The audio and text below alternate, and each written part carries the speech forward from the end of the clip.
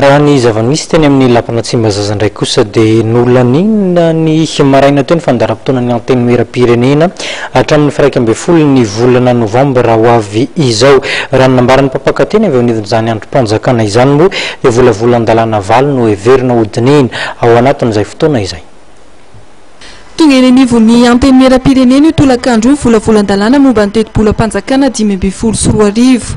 Androany maraina tena andany fandaram-potoana ny anteny miram-pirenena ireo solombavambahoaka izay nanorotsorotra ny fandiniana ny volavolan-dalàna maromaro hitondra zava-baovao eto amin'ny firenena indrindra eo amin'ny lafin'ny fiovaovan'ny toetrandro sy ny fandefasana vola elektrônika.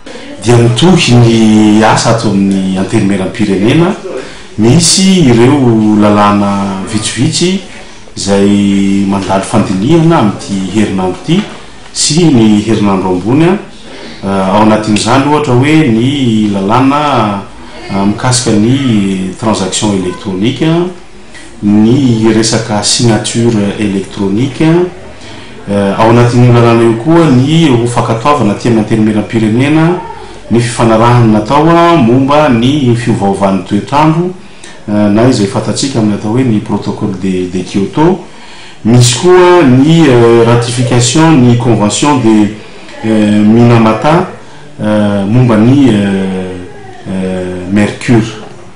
Ireo asa ireo zany dia asa ataon'ny anteny miram-pirenena ary mitohy ny fandiniana ireo lalàna ireo aty amin'ny androm-panjakana.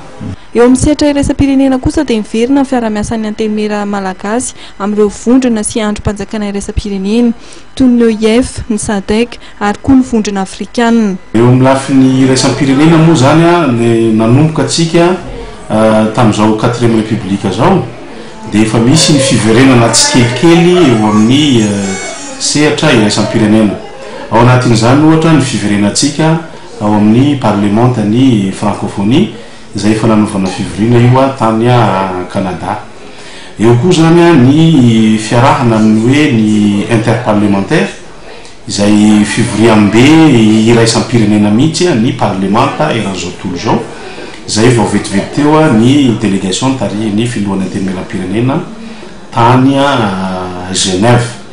Misy koa ireo fiarahana amin'ny aty Afrika amin'izao fotoana zao dia fatao hoe manomana ireo izay solombavam-bahoaka hisolotena ny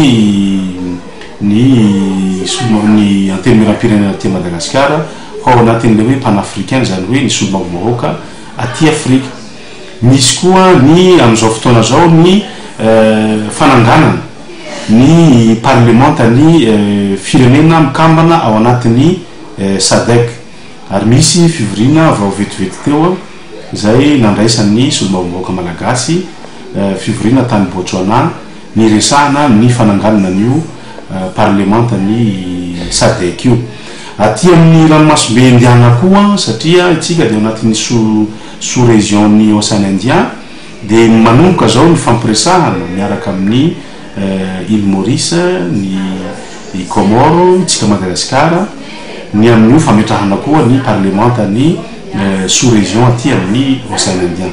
Tsy ho ela izany dia hodiniana eo anivon'ny anteny miram-pirenena amin'ny volavolana tetipolo-mpanjakana 2024 izay entina hitarafana amin'ny fampiasam-bola sy ny vinavina amin'ny famokarana ny arikarena malagasy.